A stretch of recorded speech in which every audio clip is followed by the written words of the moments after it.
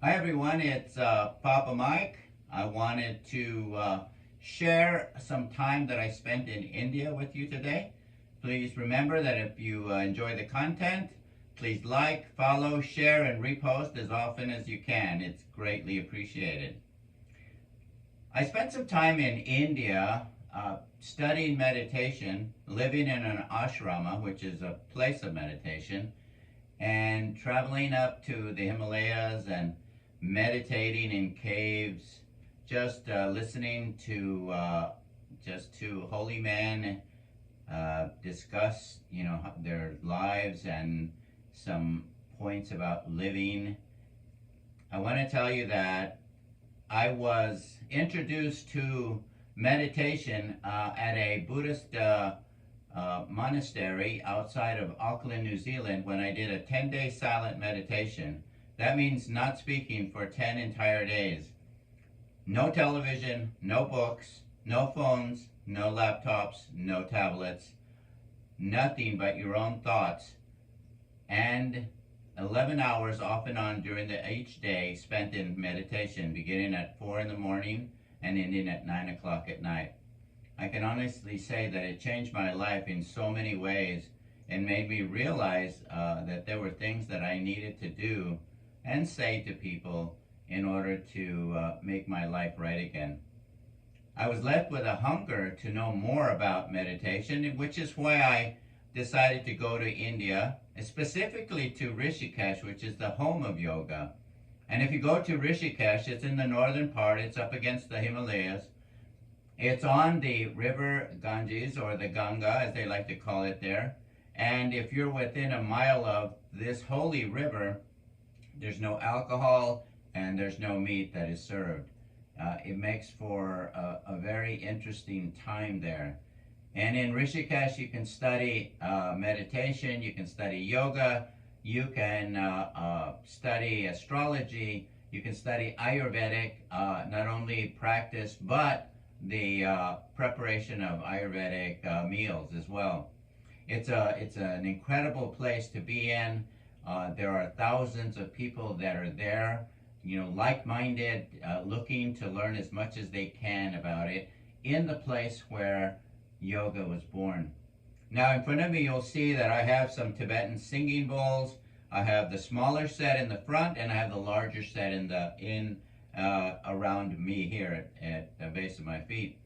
And I studied Sang bowl healing in Nepal in a city called Pokhara, which is about 5 hours or 9 hours, as I discussed in my taking the fast bus to Pokhara from Kathmandu. But anyway, all of this has led me to a spiritual place, and I just thought I would share with you some of the things that we did when we were learning meditation. Now, I've studied Kriya Yoga, I've studied Vipassana meditation, I have studied Hatha and Raja Yoga meditation. And I have to tell you that knowing and learning as much as I have, that there is still so much more to study and to be exposed to. One of the things that I did when I returned was I wrote this book. It's called Rishikesh Meditations. It offers step-by-step procedures for doing meditation, for doing all of the things that I learned while I was there in school. And I was certified up to 300 hours.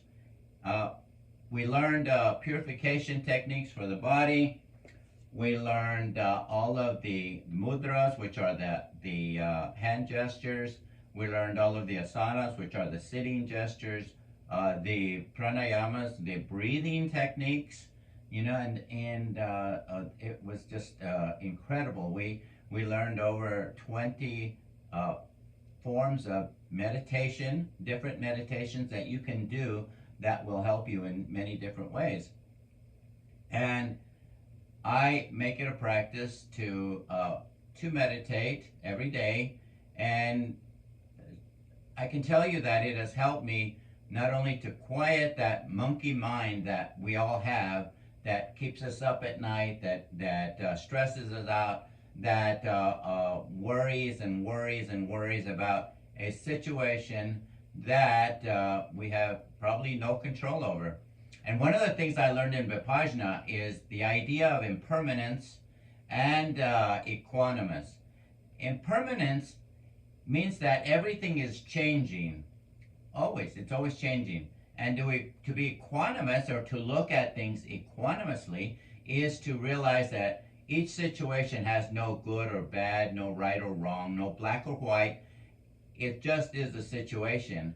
And impermanence means that we are either in the beginning of that situation, the middle of that situation, or at the end of that situation. And if we are just patient, then it will change. And that's the nature of it. It will change. And this is from Vipassana. Hatha meditation is the physical part of meditation, which is all of the different forms of breathing, the sitting, just the different practices that you do. Raja is more of the moral side of it, which means the things that I do to others or do to myself, and combining those two can give you a much more pleasant and fulfilled life. Now I'm wearing the typical shirt worn in the Himalayas. It's called a kurta shirt. And if you look on this graduation photo here that when I finished my course, you'll see that I'm wearing a white one. And but that one has been put away, and I use this one now. So if you ever are thinking of going and learning meditation, why not go to the source, to the birthplace of yoga, and learn? The people, the teachers that I had, they had been doing meditation since they were young, either teenagers or as young adults, and that's all they ever do. They don't do anything else but meditation. That's where their sole focus is. And I like that, and that's what I wanted to that was the kind of person that I wanted to learn from. So if you've enjoyed all of this and you have any questions, please drop a comment. I'd appreciate hearing from you. Remember that if you are enjoying the content, please like, follow, share, and repost. And you have a blessed day.